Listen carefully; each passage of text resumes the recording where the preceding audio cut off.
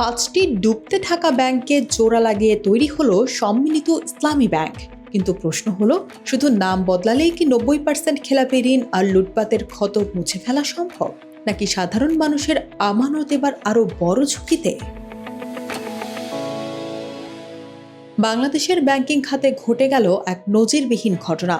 First security ইসলামী bank সহ সংকটে পড়া 5টি বেসরকারি ব্যাংকে একীভূত করে গঠন করা হয়েছে সম্মিলিত ইসলামী ব্যাংক। দেশের ইতিহাসে একসঙ্গে এতগুলো ব্যাংক এক করার ঘটনা এটাই প্রথম। কাগজের কলমে একে একটি নতুন অধ্যায়ের সূচনা বলা হলেও বিশেষজ্ঞরা বলছেন, আসল পরীক্ষা কেবল শুরু হলো। কারণ শুধু নাম কিংবা লোগো পরিবর্তন করলেই ভিতরের জরাজীর্ণ সংকট দূর হয়ে যায় না।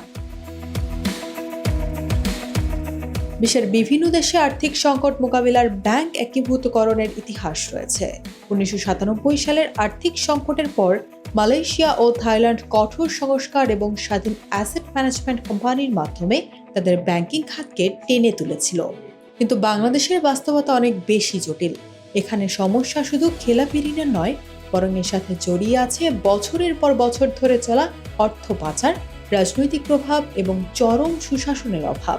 অনেক ব্যাংকে খেলাপি ঋণের হার ইতিমধ্যে 90% ছাড়িয়ে গেছে। মূলধন বলতে আর কিছুই অবশিষ্ট নেই। অর্থনীতিবিদদের মতে, নতুন এই ব্যাংককে সফল করতে হলে অন্তত 3টি জায়গায় কোনো আপস করা চলবে না। প্রথমত, লুট হওয়া অর্থ উদ্ধার করতে হবে। শুধু ঋণের সময় বাড়িয়ে লাভ নেই। ফরেনসিক অডিটের মাধ্যমে দোষীদের দেশি বিদেশি সম্পদ জব্দ করতে হবে। দ্বিতীয়ত, সাধারণ আমানতকারীদের আস্থা ফেরাতে হবে, যেন তারা প্রয়োজন অনুযায়ী ব্যাংক থেকে টাকা তুলতে পারেন। আর তৃতীয়ত, পরিচালনা পর্ষদকে সম্পূর্ণ রাজনৈতিক ও ব্যবসায়ী প্রভাব মুক্ত রেখে পেশাদারদের হাতে ছেড়ে দিতে হবে। এই একীভূতকরণের ফলে বড় উদ্বেগের মধ্যে পড়েছেন 5 ব্যাংকের হাজার হাজার সাধারণ কর্মী। মাঠ পর্যায়ের কর্মকর্তাদের দাবি, বিগত মালিক পক্ষের ঋণ জালিয়াতি বা অনিয়মের দায় যেন নিরীহ কর্মকর্তা কর্মচারীদের উপর না চাপানো হয়। তারা কোনো ছাঁটাই ছাড়া, চাকরির শতভাগ নিরাপত্তা এবং কোনো ধরনের রাজনৈতিক চাপ ছাড়া কাজ করার পরিবেশ চান। পরিস্থিতি স্বাভাবিক হলে পূর্বের সুযোগ সুবিধা পুনর্বহালের আশ্বাসের দিকেই তাকিয়ে আছেন তারা। বাংলাদেশ ব্যাংক আশার বাণী শোনাচ্ছে যে এটি দেশের একমাত্র রাষ্ট্রায়ত্ত ইসলামী ব্যাংক হিসেবে দারুণ সম্ভাবনা তৈরি করবে। তবে মূল চ্যালেঞ্জ হলো রাষ্ট্র ও করদাতাদের টাকা সুরক্ষা।